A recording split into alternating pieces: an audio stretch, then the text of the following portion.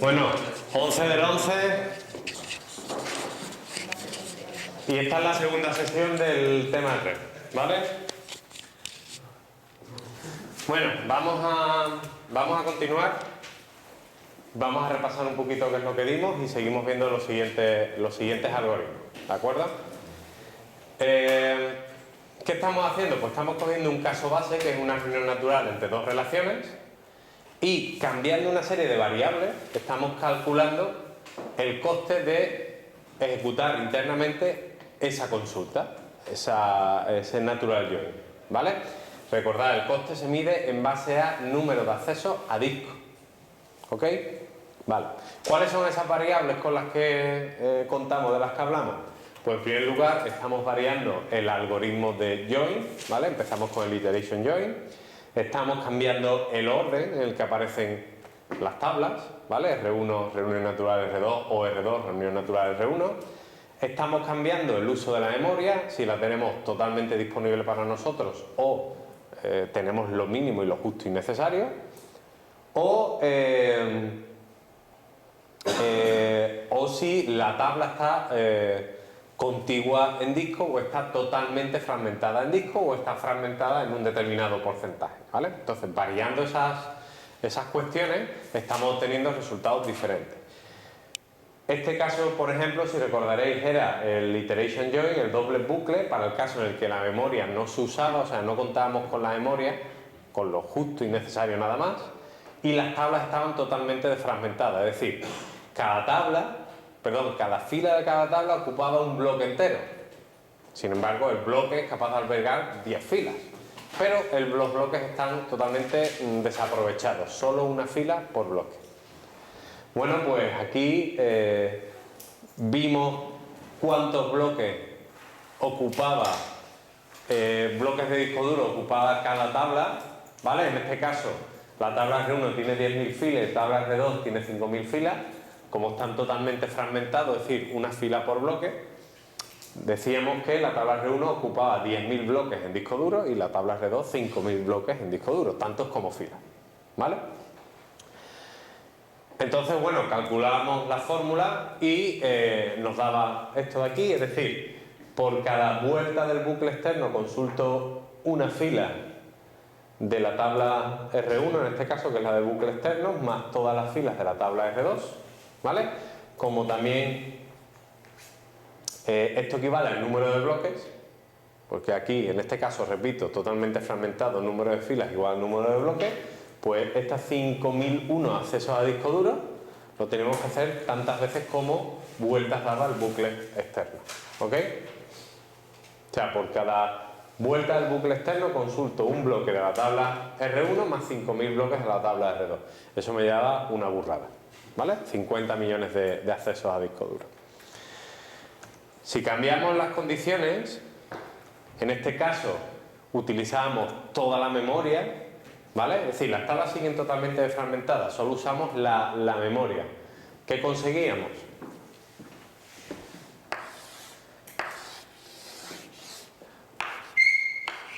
Estoy apretando, ¿eh? Por eso, para que se vea. ¿Qué conseguíamos? Pues si yo aquí iba guardando,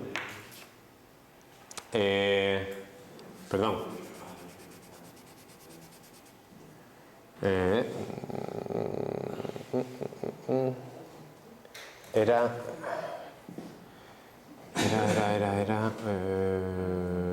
R1 y R2. Esto era 100 bloques y esto era un bloque, ¿vale? Si distribuíamos así, ¿vale?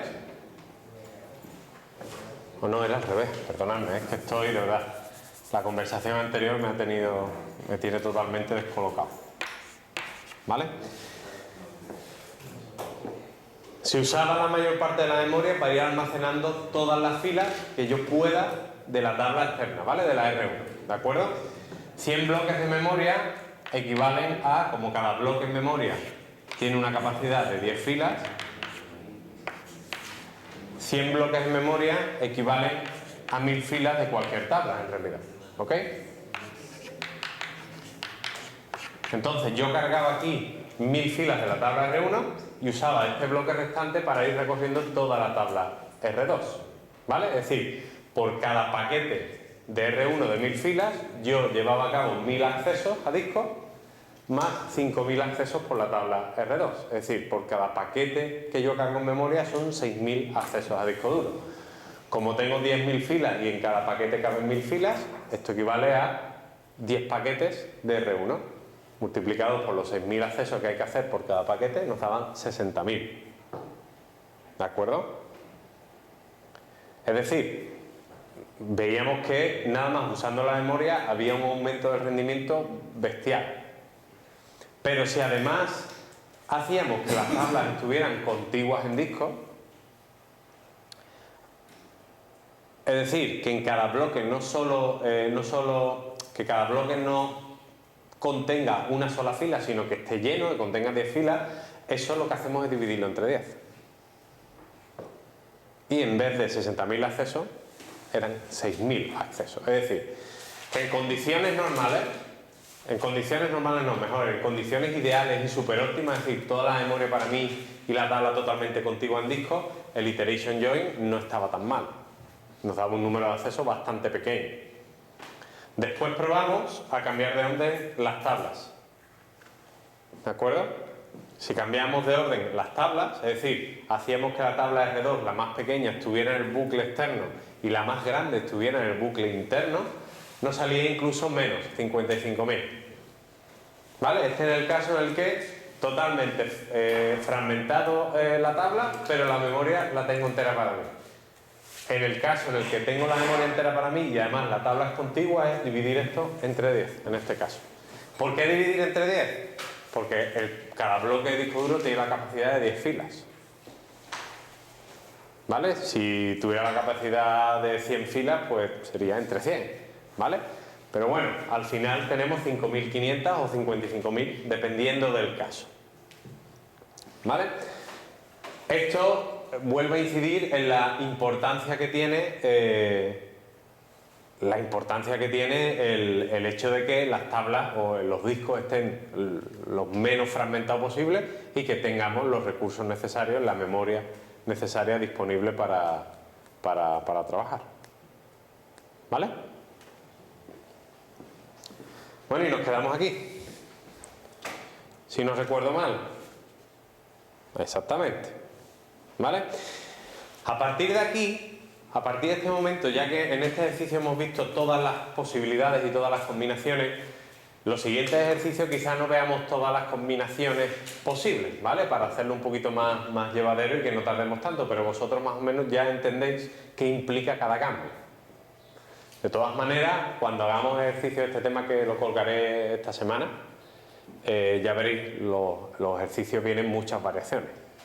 Que este esté contigua y este no, que una tabla esté fragmentada y otra no, que una esté fragmentada al 50%, que esta vez la memoria está en la mitad, y solo son cambios en los números, nada más. Al fin y al cabo, pues esto es dividirlo entre 10 o multiplicarlo por 2 o tal, pero la mecánica siempre sigue siendo la misma. Por eso dije yo que esto lo tenéis que entender muy bien para poder aplicarlo a cualquier situación, independientemente del cambio en las variables. Bueno, pues hemos probado el iteration join, ¿vale? Que es el doble bucle, y hemos visto que puede ser desastroso o puede ser muy bueno.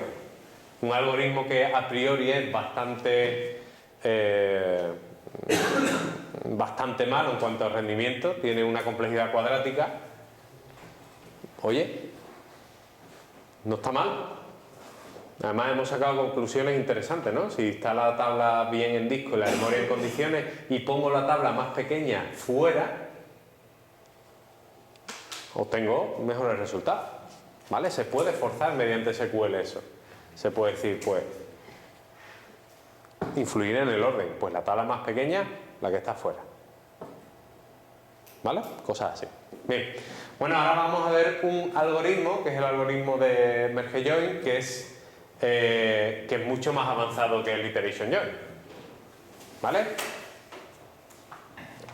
Si recordáis, este algoritmo consistía en tener las dos tablas ordenadas por el campo de join, en este caso por la columna común C, que es la columna que yo utilizo para hacer el natural join, tener las dos tablas ordenadas por esa columna e ir recorriendo simultáneamente las dos tablas una sola vez y, aprovechándonos de ese orden, únicamente comparar las veces que necesitemos comparar, ¿vale? Es decir, de tener que mirar cada tabla de tener que mirar cada fila de R1 5000 veces con las filas de R2, pasamos a no, solo recorro las tablas una sola vez y voy mirando y comparando si es necesario, si no, no.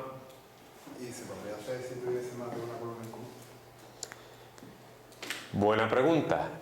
Si tuviéramos más de una columna en común, sí se podría hacer, lo que pasa es que la comparación sería un poco más compleja, porque cuando tú ordenas algo en base a una serie de columnas, tú vas ordenando de izquierda a derecha, primero por esta columna, si hay igualdad, por esta otra, si hay igualdad, por esta otra, por lo cual algunas comparativas se resolverían desde el principio quizás, otras no, o a lo mejor el algoritmo obliga a mirar todos los campos. Es decir, a la hora de comparar si son iguales tienes que mirar todos los campos, ya me refiero al orden. Para ver si tengo que comparar o no, algunas veces será únicamente, solo nos bastará con mirar la primera columna, pero cuando haya coincidencia tendremos que pasar a la segunda, a la tercera, o sea, es lo mismo, pero mucho más lento y mucho más complejo. Pero quizás es un buen punto, ¿vale? Porque estos algoritmos pierdan eficiencia si el orden de las tablas está basado en un mayor número de columnas. Es una buena cosa a tener en cuenta, ¿vale? Bien. Bueno, pues vamos a contar con la primera hipótesis, ¿vale? A partir de ahora la memoria la tenemos para nosotros. Es decir, el tema de la variable de que la memoria solo la tenemos ahora, a partir de donde tiene más influencia es en el iteration join. El resto de algoritmos no tiene tanta influencia el uso de la memoria. Eso es también algo que os debe interesar. Vamos a suponer que tenemos la memoria suficiente para que estos algoritmos se puedan ejecutar, pero en cuanto a rendimiento, aquí no es tan influyente, ¿vale? Por ejemplo, en este de aquí. Evidentemente, si no tengo toda la memoria para ordenar las tablas, ahora lo veremos, pues evidentemente afecta, pero no lo vamos a medir. Por lo menos nosotros no lo vamos a medir. Bueno, pues vamos a contar el primer caso en el que yo voy a aplicar un merge join, pero tanto la tabla R1 como R2 están ordenadas ya. O sea, físicamente esas tablas están ordenadas en disco y además las tablas están ordenadas en disco de manera contigua, por lo cual nuestros bloques que tienen capacidad para 10 filas están llenos. Siempre contamos con el mismo ejemplo, con la tabla R1 10.000 filas, la tabla R2 5.000 filas, todo como al principio. ¿Vale? Bueno, pues si las tablas están ordenadas, el cálculo aquí es muy sencillo. ¿Quién me lo puede decir?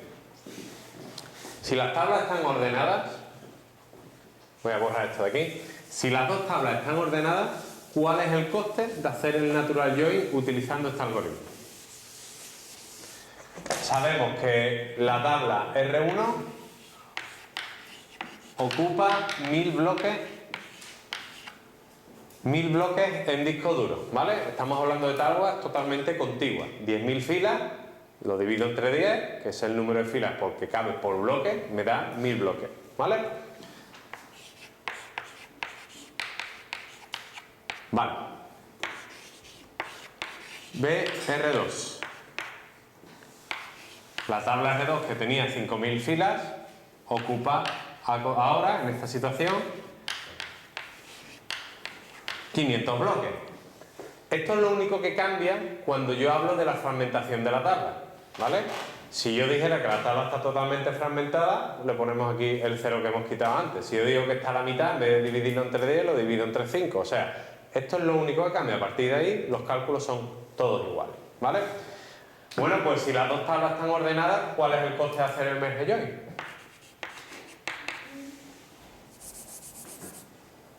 ¿Alguien me lo puede decir? Si solo la recorres una vez cada uno, si el coste de la que más bloque tenga. No, bueno, no porque al final la tabla, el número de accesos, las dos tablas las tienes que leer enteras. O sea, las tablas las lees enteras. Lo que pasa es que solo comparas cuando es necesario. Pero esas comparaciones ya se hacen en memoria cuando están cargados en memoria. Pero leer las tablas las tienes que leer enteras una sola vez. ¿Vale? ¿Os acordáis de este algoritmo o no? Vale. O sea, da igual que se salte en comparativa. Es decir, pues estas filas no las voy a comparar con esta porque estas son mayores que esta, por lo cual avanzo solo por aquí y aquí no avanzo. ¿Vale? Pero es que estas, para saber si son mayores o menores, las has tenido que leer del disco duro. Y después, estas para ver si son menores o mayores, también las has tenido que leer. Y al final vas a acabar recorriendo las dos tablas completas, pero una sola vez. ¿Vale? Por lo cual, ¿cuál es el coste? Uno más el otro.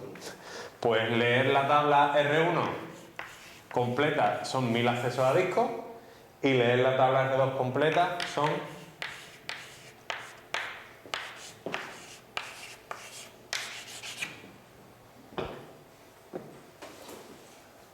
500 accesos a disco, por lo cual el coste aquí es de 1500. O sea, vamos bajando todavía un poquito más. ¿Vale? Es decir, si tenéis la suerte que vuestras tablas están ordenadas en disco en base a las columnas de join, este algoritmo conviene. Conviene mucho, ¿por qué? Porque, bueno, gracias a ese orden solo recorro las tablas una sola vez. Sin embargo, en el algoritmo anterior, la tabla del bucle interno se recorre tantas veces como filas tenga la tabla del bucle externo. ¿Vale?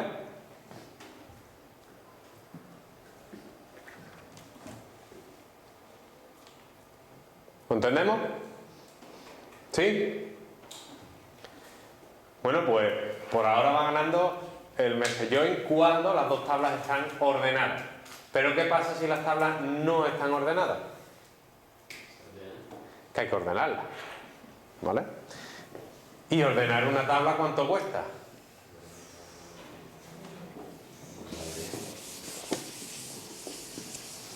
Pues depende. ¿Depende de qué? Depende del algoritmo de ordenación que yo escoja. ¿Vale? Entonces hay muchos. ¿Vale? Vosotros en algorítmica supongo que habéis visto varios algoritmos de ordenación. Entonces, lo que vamos a utilizar es el merge sort. ¿Vale? Estaba claro. ¿Os acordáis en qué se basaba el merge sort? ¿Sí? ¿No?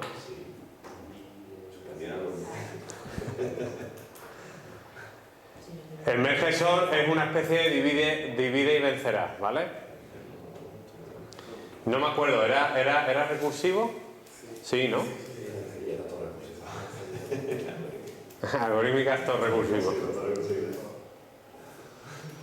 Hombre, el problema de la recursividad sabéis cuál es, ¿no? El tema de los recursos. La memoria y demás historias. Y si además lo ejecutas en un entorno distribuido, pues además de la memoria ya deja de ser un problema, pero las comunicaciones, el flujo de datos entre los distintos nodos que tienen las distintas partes, eso puede penalizar. Bueno, vale. ¿Os acordáis del merge sort entonces? Os pongo un ejemplito de lo que sería el merge sort aquí. Más o menos, ¿eh? El algoritmo en sí es un poco más complejo y tiene sus variaciones. Yo no lo voy a decir exactamente, simplemente para que tengáis la idea de lo que pasa, ¿vale? Porque si yo os digo, el merge sort supone leer 2 veces y escribir 2 veces una tabla, bueno, vosotros lo creéis y decís, bueno, pues venga, ordenar tabla coste 4 por el número de bloques de disco que tenga. En realidad eso es lo que os voy a decir al final, pero por lo menos voy a justificar ese 4 un poquito, ¿vale? Esta es la memoria y suponemos que yo tengo una tabla muy sencillita con 3 bloques, ¿vale? El bloque 1, el bloque 2 y el bloque 3. Y cada bloque tiene 2 filas.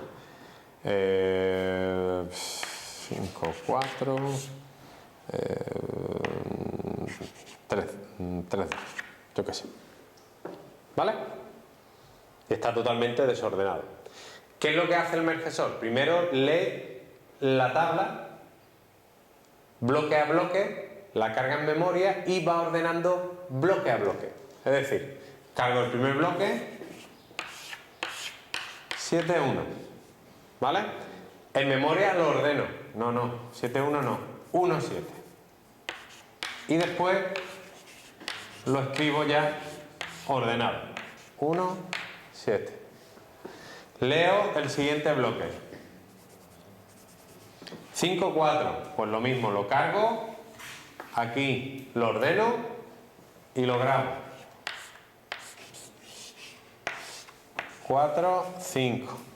Y leo ya el tercer bloque, lo cargo en memoria y aquí lo ordeno. 2, 3 y lo grabo. ¿Vale? Entonces, en esta primera pasada lo que he conseguido es tener la tabla parcialmente ordenada. No está ordenada, pero está ordenada a nivel de bloque. Bueno, pues ya he hecho el primer paso. ¿Vale? El coste de hacer el primer paso es leer la tabla una vez y escribirla. Para nosotros el coste de escribir va a ser igual al coste de leer. Para simplificar, lo vamos a igualar. Sí tenéis que saber que el coste de una escritura es superior al de una lectura, ¿vale? Porque normalmente cuando se escribe se verifica que lo que se ha escrito está bien escrito. Es decir, se escribe, si yo tengo que escribir un 0 o un 1, escribo el 1 y verifico. ¿He escrito un 1? Sí, con lo cual se escribe y se lee, en realidad, lo que has escrito. Pero bueno, vamos a simplificar. ¿Y una escritura igual que una lectura? Bueno, pues aquí en este primer paso he tenido que leer la tabla 2 veces, ¿vale? El coste equivale a leer la tabla 2 veces. Siguiente paso, pues a la inversa, ¿vale? Se cargan los bloques más o menos en orden. Es decir, pues mira, el primer bloque, miramos el primer elemento, que es el más pequeño del bloque, y lo comparamos. Es decir, bueno, pues si yo tuviera que ordenar por la primera fila de cada bloque, este sería el primer bloque, pues lo cargo. El 1 y el 7. Y este sería el segundo bloque, ¿vale? El 2 y el 3. ¿Vale? Bueno, pues ahí ya se empiezan a mezclar entre bloques las filas, ¿vale? Oye, pues yo cojo y cambio aquí este por este y lo dejo así, ¿vale? Más o menos, ¿vale? No es así, tiene sus iteraciones, tiene sus cambios, ¿vale? Pero, repito, lo voy a simplificar muchísimo, ¿ok? No es tan rápido como lo he puesto, pero bueno. Entonces, por ejemplo, este bloque se cargaría, el 1 y el 2. Después se cargaría el 4 y el 5. ¿Vale? Y pues se intercambiaría, se ordenaría otra vez y ya se van grabando de manera ordenada en disco otra vez. Sería 3, 4, 5, 6... no, el 6 no, el 7. ¿Vale? Entonces, repito, no voy a entrar en los detalles del algoritmo, que es mucho más complejo, bueno, mucho más, es algo más complejo que esto, ¿vale? Pero simplemente para que tengáis constancia de que el porqué de una tabla se tiene que leer 4 veces para ser ordenado a partir de este algoritmo, ¿vale? En una primera fase se divide en trozos, cada trozo está ordenado y después, en la siguiente fase, se vuelve a leer y se vuelve a ordenar. En el caso real, a lo mejor no hay que leer 4 veces la tabla, sino hay que leerlas más. ¿Por qué? Porque claro, hasta donde llegue el nivel de recursividad del algoritmo. ¿Vale? ¿Por qué? Porque yo lo he dividido aquí en bloques, he hecho una sola división y me he quedado ahí. Pero el algoritmo recursivo sigue dividiendo, y sigue dividiendo, y sigue dividiendo. Entonces, a mayor profundidad de recursión, ese número de lecturas aumentará. Pero como estamos en un entorno teórico y queremos simplificarlo mucho, vamos a quedarnos aquí. ¿Vale? Desde el punto de vista teórico, repito, para nosotros ordenar una tabla significa leerla 4 veces. En la primera fase la leo y la escribo, y en la segunda fase la vuelvo a leer y la vuelvo a escribir. ¿Sí? Bueno, pues... ¿Vale? Aquí está el mergesor. ¿Vale? En la primera parte se divide en chunk Este término, cuando estudiéis base de datos distribuida o sistema distribuido, lo vais a escuchar mucho. Chunk es un trozo de datos, un trozo en el que se divide cualquier cosa, ¿no? En este caso, una base de datos distribuida, pues se va a dividir en chunk, en trozos, y cada trozo va a ir a un nodo diferente del clúster, ¿vale? Bueno, pues divido la tabla en trozos, las leo cada trozo, los ordeno en memoria y lo escribo, ¿vale? Cada trozo está ordenado internamente. Incluso también el algoritmo puede ordenarlos en disco en el orden que a él le parezca conveniente. A lo mejor ordenarlo así, lo graba este en segundo lugar, para favorecer la ordenación, lo que fuera, lo que sea. Y en una segunda fase... Domingo, se te ha quitado. Vale. Batería.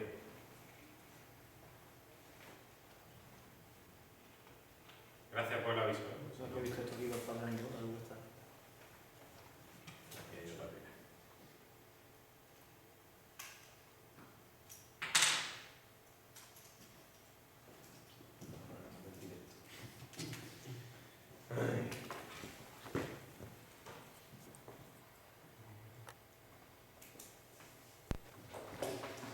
Vale. Bueno, solucionado el tema de la pila, íbamos diciendo que la segunda parte del mergesor implica coger los trozos ordenados, cargarlos en memoria, volverlos a reordenar otra vez y ya suponemos que ya se guardan grabados, ¿vale? Por lo cual, el coste de ordenar R1 es lo que cuesta leer una tabla, que hemos dicho que son 1000 accesos a disco, multiplicado por 4. ¿Vale? Lo que tardamos o el coste de ordenar R2 es el número de bloques que ocupa R2 multiplicado por 4 otra vez, ¿vale? Repito, lo de 4 es porque nosotros vamos a igualar el coste de la escritura a la lectura, ¿vale? Para ordenar necesito leer, escribir, leer, escribir. Pues para nosotros va a ser leer, leer, leer, leer. ¿Ok? Bueno, pues el coste final, en el caso en el que las dos tablas no estén ordenadas, pero son contiguas, implica el coste de la ordenación más el coste del propio algoritmo de join. Al final tenemos 7500 accesos a disco. ¿Vale?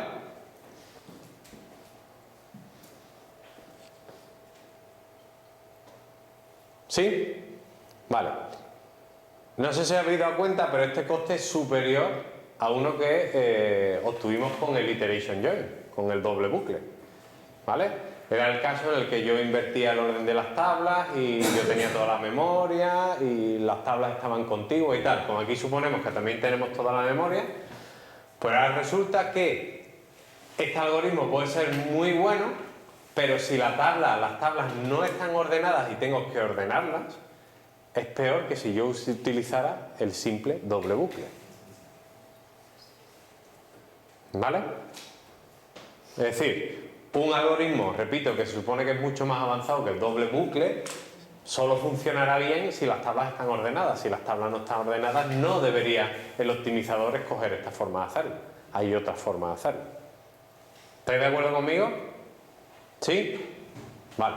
Bueno, pues esto que os he dicho es verdad a medias. ¿Por qué? Porque para el caso en el que hemos estado calculando, pues sí, encaja. Pero si yo ahora cojo... Sí, es lo que digo, ¿no? Pero el coste de la iteración es 5500. Entonces, ¿qué pasa? ¿El merge join no merece la pena? Bueno, pues sí merece la pena. ¿Cuándo? Pues si yo cojo y aumento el tamaño de las tablas a lo bestia, digo, mira, mi tabla R1 no va a ocupar 1000 bloques en disco, sino que ocupa 10.000. Y la tabla R2 no ocupa 500 bloques en disco, ocupa 5000. Es decir, si multiplico por 10 el tamaño de las tablas, es decir, en vez de tener 10.000 filas, 100.000 filas, en vez de tener 5.000 filas, 50.000 filas, y hacéis los cálculos, aquí el merge join gana. Por lo cual, una cosa que a priori dices tú, bueno, ordenar penaliza el merge join, por lo cual si las tablas son más grandes, la penalización de ordenar las tablas será mayor. Pues no. Si las tablas son muy grandes, merece la pena ordenarlas primero y hacer el merge join. En realidad ¿Vale?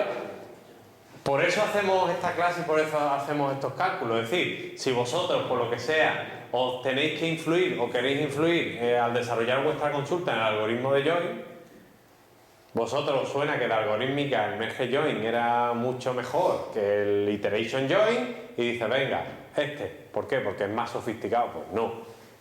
A veces sí y a veces no. Con tablas pequeñas no merece la pena.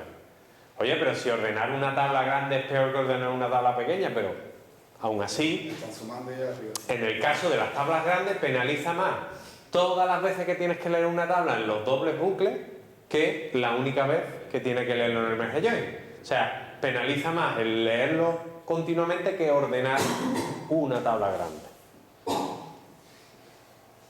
¿Vale? Entonces, bueno, ¿cuál escogemos entonces? ¿El iteration join o el merge join? Pues depende.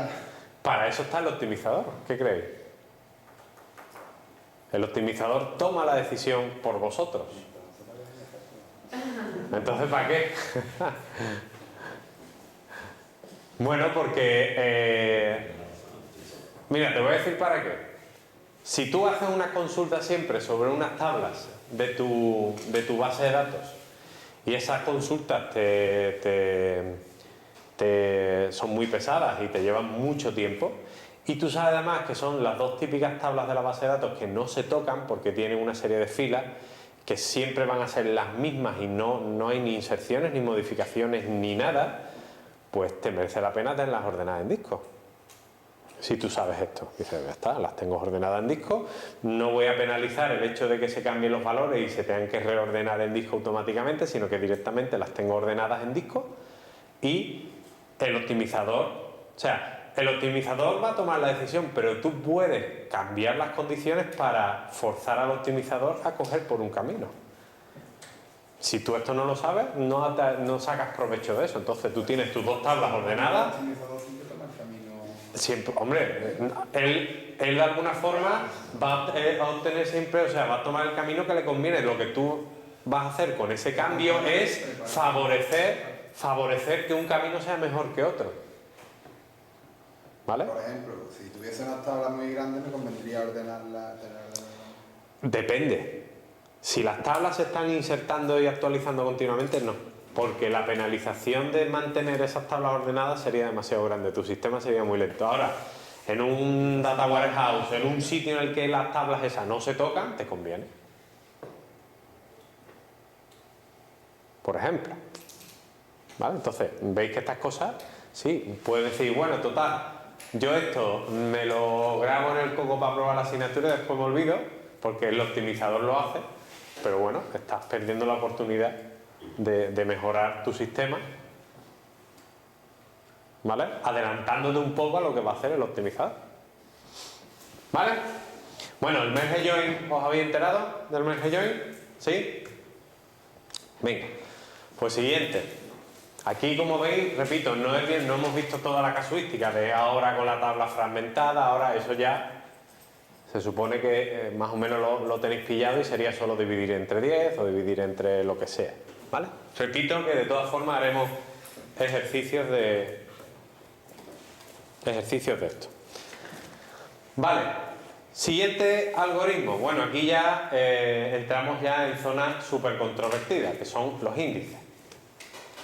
¿Por qué? Porque vosotros habéis estudiado que es un índice, sabéis que es una estructura que puede mejorar muchísimo el rendimiento de una consulta y además que toda la gente que trabaja con base de datos, pues bueno, siempre te menciona el índice.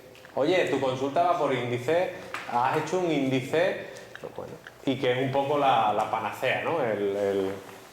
Bueno, pues mi objetivo es que desmentiros un poco eso.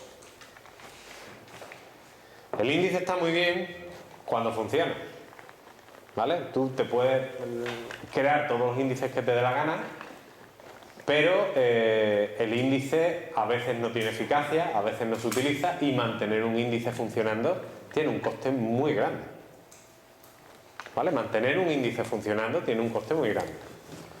Entonces, vamos a asumir que tenemos nuestras dos tablas, que la tabla R1 tiene un índice en la columna de join, ¿vale? En la columna común C, la tabla R1 tiene un índice. Ahora lo de los niveles os lo explico después. Y la tabla R2 no tiene índice, ¿vale? No tiene ningún índice y la consideramos contigua. Y vamos a asumir, esto es importante, ¿eh? Vamos a asumir que el índice lo tenemos cargado en memoria, ya previamente. Es decir, una de las ventajas de los índices, como sabéis, es que su tamaño es muchísimo menor que la tabla.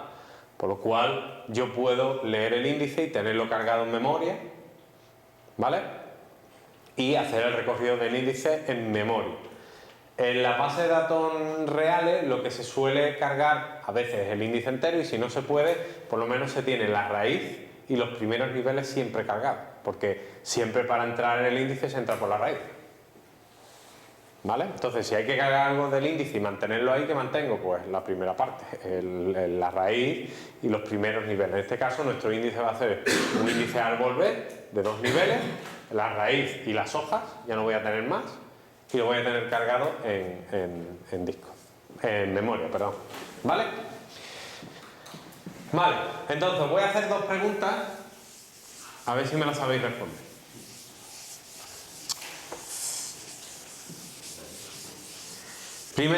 La primera es más fácil. Si el índice está cargado en memoria, la tarea de buscar un conjunto de filas en ese índice ¿va a tener un coste para nosotros o no? ¿Su coste asociado cuál va a ser? El de acceder al índice para buscar un conjunto de filas en ese índice. Nada. ¿Por qué? Porque nuestro coste es leer de disco. Nosotros estamos asumiendo que ya tenemos el índice en memoria. El índice ya está en memoria, por lo cual podemos recorrerlo todas las veces que queramos, que no nos va a costar absolutamente nada. Vamos a suponer que ya lo tenemos en memoria, ¿vale? Por lo cual es una gran ventaja. O sea, yo tengo mi índice en memoria y yo puedo hacer los recorridos de venga yendo de mayor a menor, me voy por esta rama, me voy por este nodo, llego hasta las hojas, todas las veces que quiera, que no voy a tener coste. Eso muchas de las ocasiones en el mundo real es así, ¿vale? Tengo el índice que es más pequeño cargado en memoria. Vale, perfecto. Segunda pregunta. Este algoritmo, el index join, es como el iteration join, es un doble bucle, podríamos decirlo así. Hay un bucle externo que recorre una tabla y el bucle interno recorre otra tabla. ¿Cuál de esas dos tablas tiene que estar en el externo? Teniendo en cuenta cuál de ellas tiene el bucle.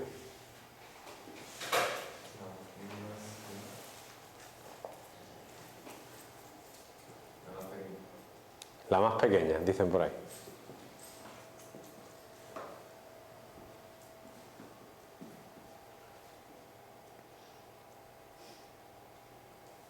En primer lugar, nuestros algoritmos recorren tablas, no recorren índices. O sea, los algoritmos de join recorren tablas, no índices. ¿Vale?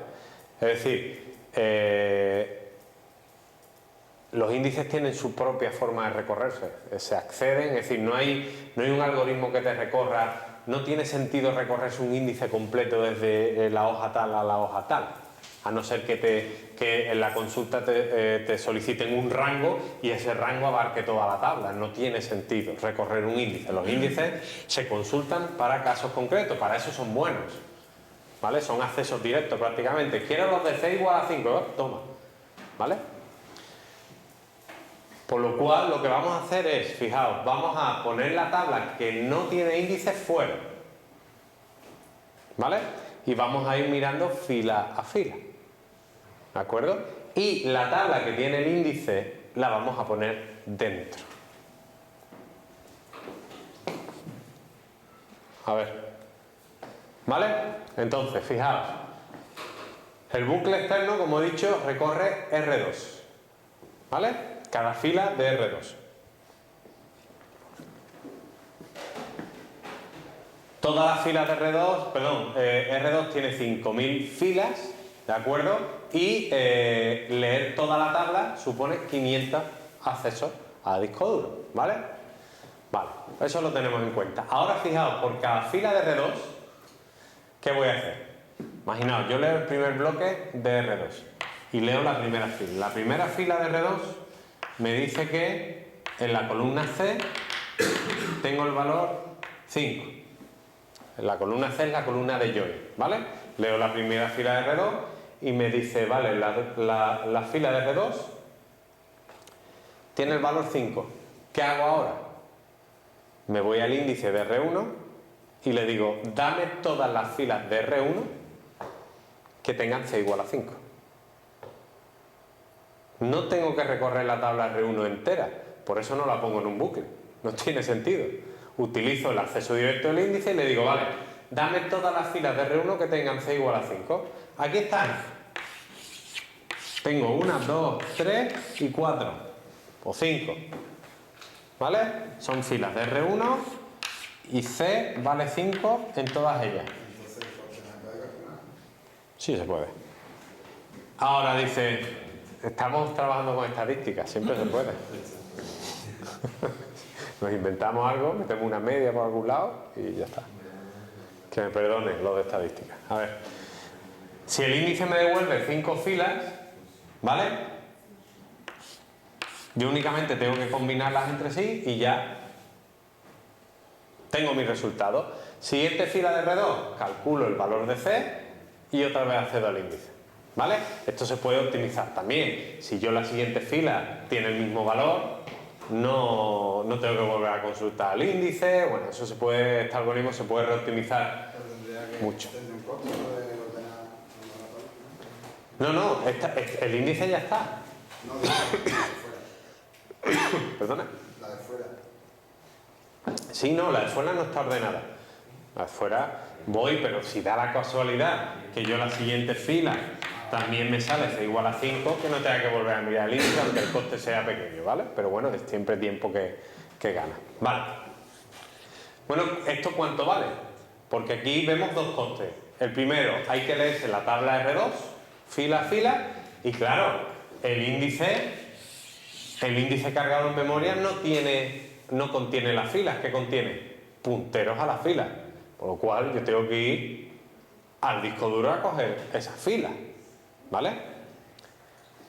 Eso también tiene un coste, vamos a verlo. Entonces hemos dicho que el coste de leer la tabla externa, la tabla R2, es de 500 accesos a disco duro en este caso, ¿vale? El coste de ir a buscar las filas de R1 que me dice el índice que tengo que ir a buscar a disco también tiene un coste, ¿vale? Todo depende de qué, de cuántas filas me va a devolver el índice cada vez, ¿vale? Por ejemplo, en este caso hipotético, para el valor C igual a 5, este índice me ha devuelto 5 filas, pero a veces me puede devolver 500, 20, 30, depende, yo no lo sé. Dependiendo del número de filas de R1 que tenga que ir cada vez a buscar a disco, el coste será uno o el coste otro, ¿vale? ¿Hay alguna forma de saber este número que voy a llamar K de filas que me puede devolver el índice? ¿Hay alguna forma de saberlo?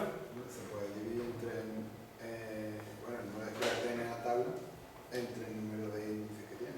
El número de índices, bueno, sí, se puede dividir, efectivamente. Yo puedo coger y digo, vale, divido todas las filas de R1 por el número de valores diferentes de la columna C en R1. Si yo sé que para el valor C5 en R1 me va a dar siempre tantas filas, pues más o menos lo puedo estimar así. Repito, es una estimación. Esto lo usamos en el tema 2 para el filtrado de igualdad. Es decir, oye, para selecciono A igual a 10. ¿Cuántas filas son esas? No lo sé. Cojo el número total de filas, el número total diferente y asumo una distribución uniforme. Bueno, pues aquí puedo hacer lo mismo. ¿Cuántas filas de R1 me va a devolver su índice cada vez que yo le pase un valor de C concreto? No lo sé. Bueno, pues lo calculo. Lo asumo, mejor dicho. ¿Vale? Aquí hay una peculiaridad. Si por lo que sea, eso ya lo sabemos, si la columna C es clave principal en R1, esto siempre será 1, por ejemplo. Y si no, será el valor que sea. ¿Vale?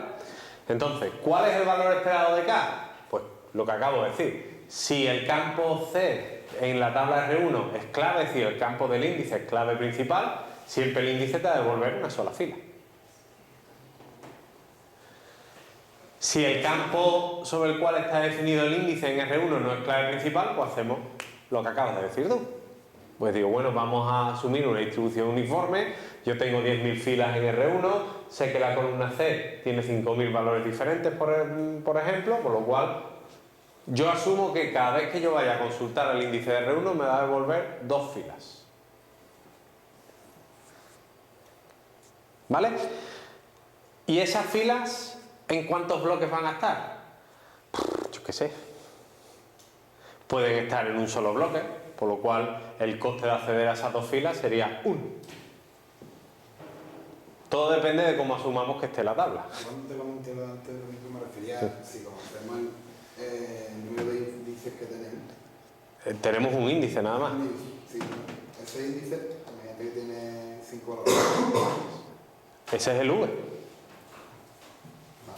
Ese es el V. O sea, el índice de C, en este caso, en las hojas va a haber 5.000 valores diferentes de C. Y por cada valor diferente va a haber un conjunto de punteros a fila. Es que, por eso he puesto eso, porque estabas diciendo exactamente lo mismo. Tú te referías no al número de índices, sino al número de valores diferentes que contenía el índice, que es V. Tantos como hay en la tabla. ¿Sí? Vale, ¿qué iba diciendo? Vale, que estas 2 filas, ¿a cuántos bloques tengo que acceder? Pues es que depende.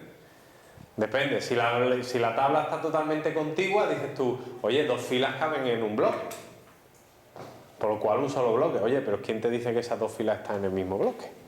Aunque la tabla esté contigua. La tabla está desordenada. Al estar desordenada, a lo mejor una fila con un 5 está en un lado y una fila con el otro 5 está en otra. Vamos a ponernos siempre en el peor de los casos. 2 filas para mí van a ser 2 accesos a bloques. Vamos a suponer que a pesar de que la tabla esté continua o fragmentada, cada una de esas filas está en un bloque diferente. Para ponernos en el peor caso. ¿Vale? Esto puede resultar complejo, pero no quiero que os confundáis. ¿Vale? Es decir, 2 filas. Me devuelve 2 filas. Decís vosotros, bueno, la tabla R1 está contigua al disco. Pues como cada bloque tiene 10 filas y estos son 2 filas, pues me traigo un bloque nada más y ya me traigo esas 2 filas. Pero vale, yo te digo que los bloques están llenos de filas, pero no te digo cómo están distribuidas las filas en esos bloques. No sé si en concreto esas 2 filas van a estar en el mismo o van a estar en bloques diferentes, no lo sé. Vamos a asumir siempre el peor escenario, que están en bloques diferentes, por lo cual este K para mí va a ser número de bloques también. ¿Vale? Pero esto es importante que os deis cuenta, porque después lo veis y decís, oye, ¿y este 2 bloques? ¿Por qué 2 bloques? Si son 2 filas. ¿Qué pasa? ¿Que está fragmentado? No, está contiguo. Entonces, ¿por qué me pone 2 bloques? Por eso. ¿Vale? Vale. Bueno, por lo cual, si ya tenemos todos los datos, ¿cuál sería el coste? Ya hemos dicho que el bucle externo va a recorrer en este caso las filas de R2, ¿vale? Son 5.000 filas, ¿ok? ¿Vale?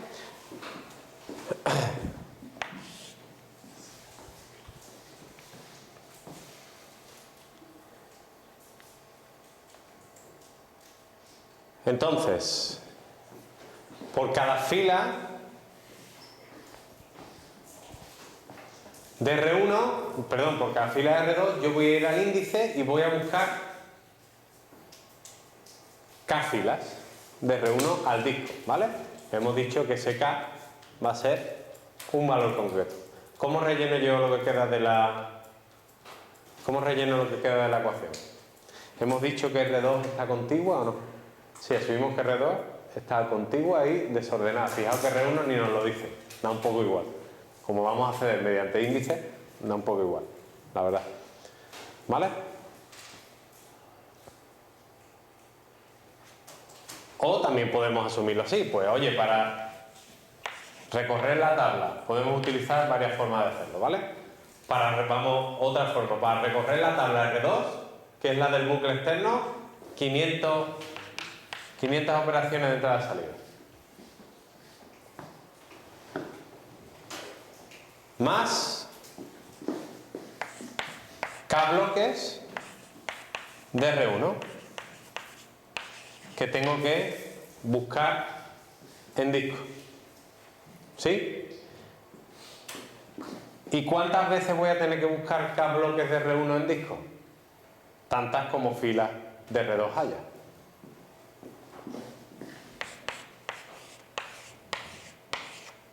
Vamos a hacerlo así que se entiende mejor. Bueno, creo. Voy a repetirlo. En el bucle externo está la tabla R2, ¿vale? Recorrer la tabla R2 completa, que se recorre una sola vez, son 500 operaciones de entrada-salida, ¿vale? Porque la R2, la tabla R2 está contigua. Más, ¿vale? En cada iteración, por cada fila de R2 que yo capturo, he dicho que voy a consultar el índice, eso no tiene coste, y ese índice me va a decir, tienes que ir a buscar K filas de R1 a disco. Y hemos dicho además que cada valor de K, o este K, va a ser filas de R1 y bloques de R1 también. K bloques de R1 voy a tener que ir a buscar en cada iteración. ¿Cuántas iteraciones tenemos? Tantas como filas la tabla R2, que en este caso son 5.000 filas. Pues esto es igual a 5.000 por K más 500. ¿Ok? Voy a ponerlo aquí, que creo que no se ve en el vídeo. Repito, 5.000 por K más 500. Si K es igual a 1, significa que el campo C del índice era clave principal y me da un coste de 5.500. Claro, porque, fíjate, por cada fila de R2 yo voy al índice, por cada fila de R2, esta es una fila de R2, por cada fila de R2 yo voy al índice y le digo, dame todas las filas de R1 que cumplan C igual a 5, K filas. Pues voy al disco a buscar esas K filas. Eso lo hago por cada fila de R2. ¿Cuántas filas tiene R2? 5.000. Pues esa operación de buscar K filas de R1 en disco la hago 5.000 veces. Más lo que me cuesta leer la propia tabla R2. ¿Vale? Entonces veis que aquí tenemos dos costes. El primero corresponde a K igual a 1. ¿Por qué? Porque yo he asumido que el valor C de la tabla R1, donde está definido el índice, es clave principal. 5.500 accesos a disco. Sin embargo, si K es otro valor, por ejemplo, K igual a 2, ya me sale 10.500. ¿Vale?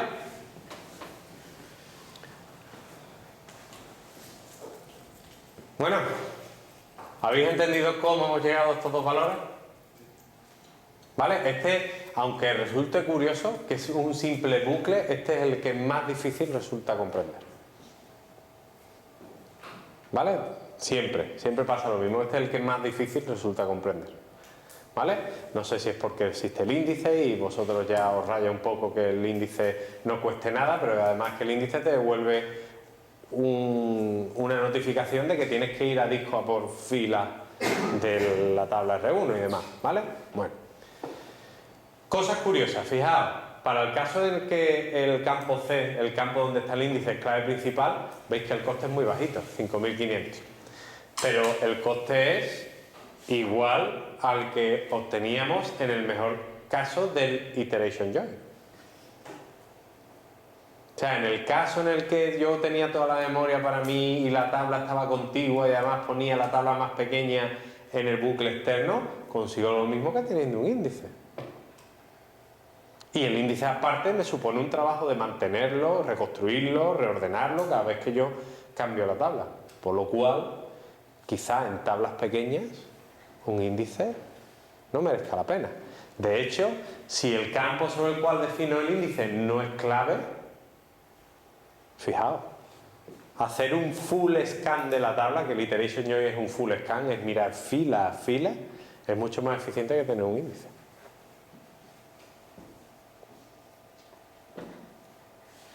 ¿Vale? ¿Que aumentamos el tamaño de la tabla? Pues seguramente el índice aquí sí gana, pero con tablas pequeñas. ¿Vale? Pero además otra cosa que tenéis que daros cuenta es que si el campo del índice es clave principal, la eficiencia está bastante bien. Por eso las bases de datos, la mayoría de bases de datos, te crea un índice automáticamente sobre el campo clave. Oracle lo hace. Cuando tú defines la clave principal de la tabla, él te crea un índice. Si os estabais preguntando ¿para qué? Aquí tenéis la respuesta. Porque las búsquedas de valores clave principal mediante índices es súper eficiente. ¿Vale? Pues decíais, bueno, ¿para qué ordenar? ¿Para qué meter valores ordenados en un árbol si cada valor va a ser diferente? Cada valor me da una... O sea, si cada fila va a tener un valor distinto, ¿qué sentido? Vosotros veíais el índice como... El índice es todos los de c igual a 5 porque me tengáis un puñado para que... Pues no tiene por qué. Veis que los índices sobre claves principales son de lo mejor que hay. Cuando al revés, cuando aumentamos el número de filas correspondiente a un valor, es cuando no compensa. ¿Por qué? Porque eso te obliga a ir más veces al disco duro a coger esas filas, a ese saco de filas que eran de c igual a 5. ¿Vale? Es decir, que muchas veces vosotros veíais el rendimiento como en plan algorítmica y es normal, ¿no? Oye, pues si recorrer un índice es mejor, recorrer un índice que una tabla ya está, pero es que no estamos hablando solo de eso, estamos hablando de acceso a discos, que es lo que más penaliza aquí. ¿Vale? Entonces, sirva esto para desmitificar un poco a los índices. Los índices también, pero los índices claves principales yo los mantendría siempre. Y si tenéis necesidad de un índice, por favor, hacer el índice. Bueno, primero, lanzar la consulta sin el índice, que hay una serie de comandos en los lenguajes de acceso que te dan estadísticas, te dicen cuántas veces has tenido que acceder a discos, los milisegundos y tal, y después crearos el índice y volverlo a lanzar. Y hacerlo varias veces, con una consulta grande. Y si veis que hay de verdad mejoras, pasar el índice a producción. Pero no hagáis como, esto va mal, vamos a meter un índice. Pero bueno, ¿pero por qué? El índice, cada vez que inserto en la tabla, la base de datos trabaja reordenando el índice. Ocupan espacio en memoria, ocupan espacio en disco, por supuesto. ¿Vale? ¿Sí o no? No ahora quiero convertiros en contraíndices, no, pero quiero que los índices se escogen de manera inteligente. ¿Ok? Bueno. ¿Lo complicamos un poquito más antes de irnos?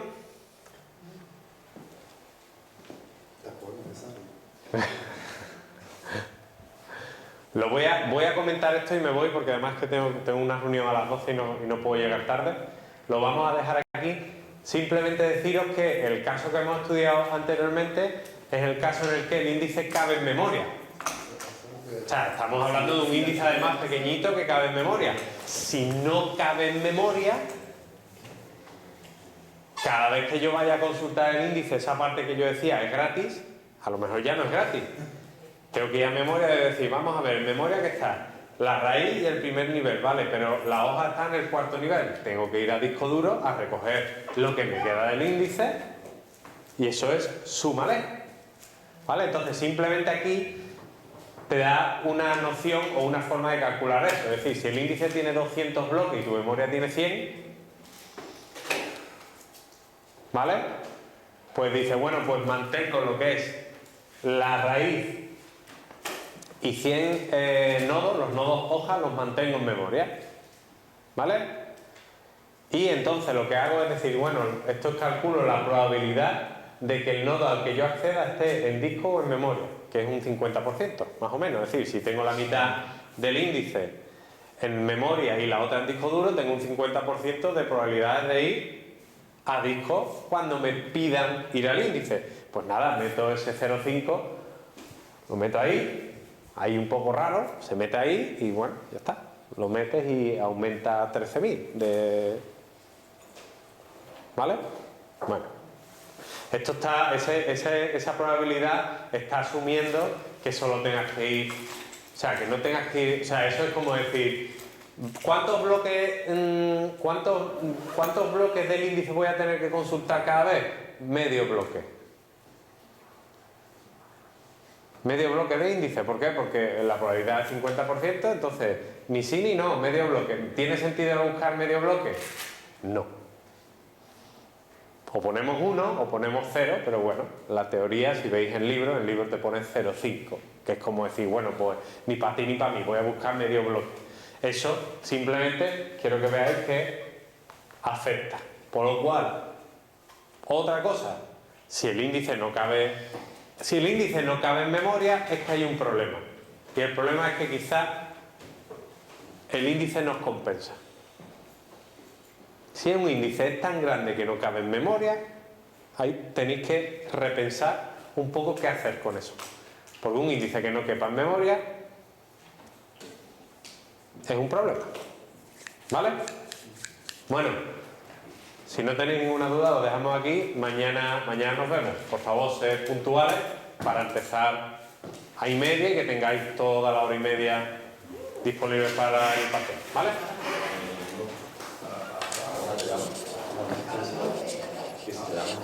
A mí se me ha olvidado.